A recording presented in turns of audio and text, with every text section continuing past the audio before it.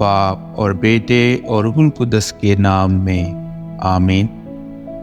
ہمارے لیے آج کی تلاوت مقدس پولس رسول کا غلاطیوں کے نام خط، اس کا 5واں باب اور اس کی 18ویں آیت سے لے کر 25ویں آیت تک۔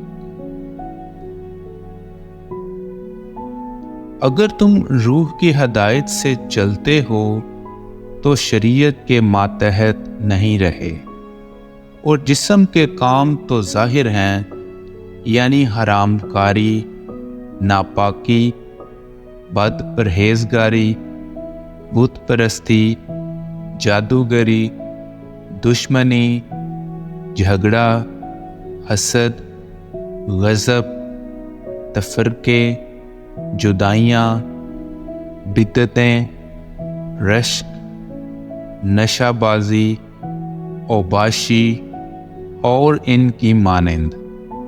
ان کی بابت جیسا پیشتر کہا ہے، اب بھی کہتا ہوں کہ ایسے کام کرنے والے خدا کی بادشاہی کے وارث نہ ہوں گے، مگر روح کا پھل محبت، خوشی، سلامتی، صبر، مہربانی، نیکی، ایمانداری، حلم، پرہیزگاری ہے۔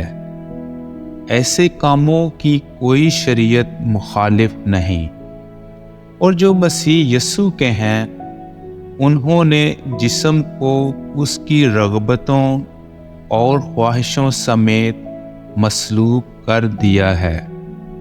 اگر ہم روح کے سبب سے زندہ ہیں تو روح کی تلقین کرنا چاہیے۔